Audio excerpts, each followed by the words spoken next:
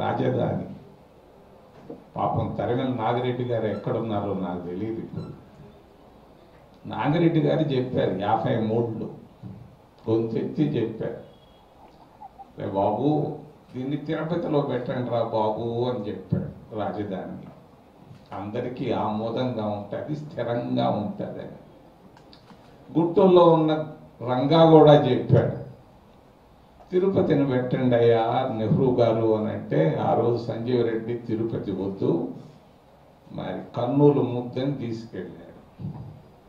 కర్నూలు నుంచి హైదరాబాద్ తీసుకెళ్ళాడు.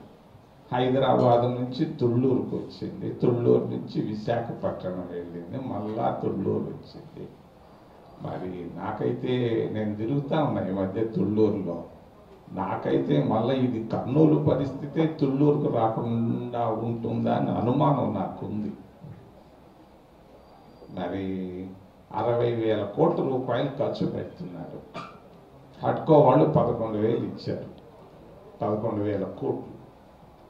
World bank వాళ్ళు 20,000 కోట్లు ఇస్తున్నారు రాజధాని అమరావతికి. ఇంకొక 5,000 కోట్లు జర్మనీ బ్యాంకు నుంచి తెస్తున్నారు. మొత్తం కలిపి 60,000 కోట్లతో ప్రాజెక్టు తయారు చేశారు. నేను అది చెప్పాను ఎక్కడో ఒక జిల్లాలో, ప్రతి జిల్లాకి అంతా డబ్బంతా ఎత్తుకుపోయి ఒక్క దగ్గర పెట్టకుండా తుళ్ళూరులో పెట్టకుండా 11,000 కోట్లు హట్కో డబ్బుతో సర్దుబాటు చేసుకో, చాలు అన్నీ వస్తాయి. మిగిలిన డబ్బు అన్ని జిల్లాలకు పంచవయా, కర్నూలు నుంచి ఒంగోలు దాకా. మరి అక్కడ కూడా శ్రీకాకుళం ఉంది, విజయనగరం, ఆ ప్రాంతాలు కూడా బాగా వెనుకబడిపోయి ఉన్నాయి.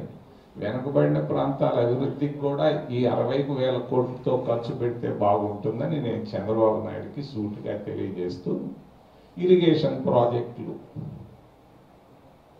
చివరిది.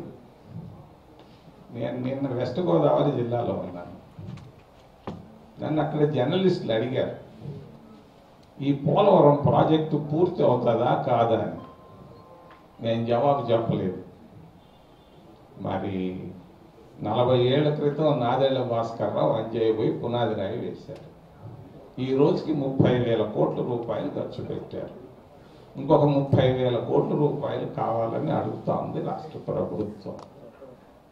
మరి జరిగిపోయినటువంటి ఖర్చు పెట్టినటువంటి 30,000 కోట్లలో బాగా ఖచ్చితంగా తెలుస్తా ఉంది 6,000 కోట్ల రూపాయలు తిన్నారు అని.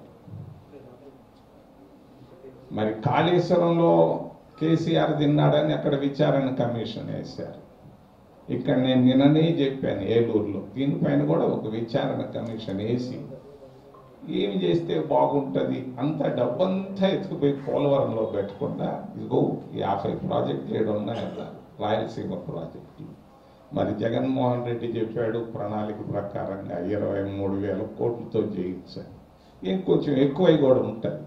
మరి ఇక్కడ కూడా అన్ని ప్రాజెక్టులు పూర్తి చేస్తే బాగుంటుంది, అంతా ఎత్తుకుపోయి తుళ్ళూరు పోలవరంలో పెట్టకుండా మిగిలిన జిల్లాల గురించి ఆలోచిస్తే బాగుంటుందని తెలియజేస్తూ, నారాయణ గారు మంచి పని చేశారు, మేధావులంతా గెలిపారు.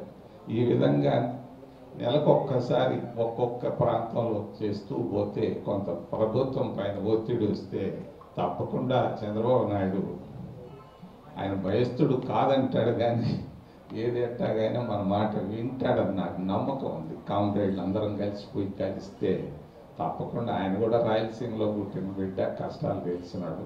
కొన్ని కారణాల వల్ల కొన్ని జరుగుతూ ఉంటాయి. మనం పోయి ఒత్తిడి తీసుకొని వస్తే అనుకున్నవి సాధించగలమని నేను తెలియజేస్తూ, ఈ అవకాశం ఇచ్చిన మీ అందరికీ పేరు పేరున హృదయపూర్వక వందనాలు తెలియజేసుకుంటూ